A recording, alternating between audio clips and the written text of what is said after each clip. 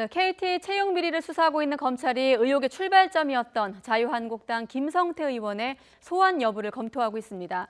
이석채 전 회장을 비롯해 KT 측 인사들이 모두 구속 기소가 된 가운데 김 의원의 소환이 결정이 된다면 이번 주가 될 것이다. 이런 관측까지 나오고 있습니다. 취재기자 연결해서 내용 더 들어보죠.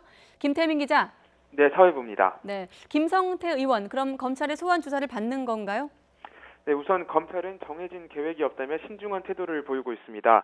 앞서 검찰은 김 의원의 소환 일정 등에 대해 결정된 것이 없고 부르더라도 비공개로 조사하겠다는 방침을 밝혔습니다. 그동안 검찰은 사회적 논란이 빚어진 사건의 주요 관계자들을 소환하기 전 그 일정을 공개해왔습니다. 하지만 이번 검찰의 방침을 보면 김 의원을 어떤 신분으로 불러 조사할지 아직 검토 중인 것으로 파악됩니다.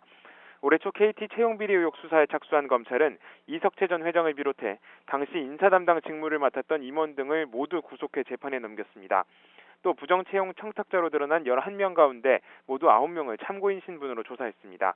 조사가 이뤄지지 않은 2명 가운데 1명은 숨진 상태였고 나머지 1명은 청탁 사실 자체를 완강히 부인하면서 조사를 거부했습니다. 자, 그렇다면 채용 비리 청탁자들은 처벌을 받지 않게 되는 겁니까? 네, 단순히 채용 부탁만 한 경우라면 KT 임원들이 받는 업무 방해 혐의의 공범으로 보긴 쉽지 않습니다. 특혜 채용을 강요하거나 적극적으로 가담했다고 보긴 어렵기 때문입니다.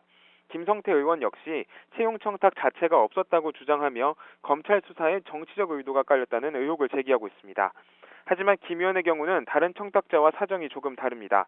입사 지원서도 내지 않았던 김 의원의 딸이 KT에 정규직으로 채용된 시점이 지난 2012년인데 공교롭게 김성태 의원이 국회 환경노동위원회 여당 간사를 맡으면서 KT 이석채 회장의 국회 증인 채택을 막아선 시점과 겹치기 때문입니다.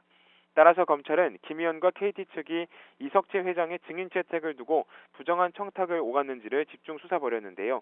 최근까지도 김 의원은 참고인이 아닌 직권남용과 업무 방해 혐의로 고발당한 피고발인 신분이라고 선을 긋고 있습니다. 이에 따라 김 의원이 어떤 신분으로 조사를 받느냐에 따라 앞으로 검찰 수사 방향을 가늠해 볼 수 있을 전망입니다. 또 관련 수사가 대부분 마무리된 만큼 그 시점은 이르면 이번 주가 될 거란 관측이 나오고 있습니다. 지금까지 사회부에서 전해드렸습니다.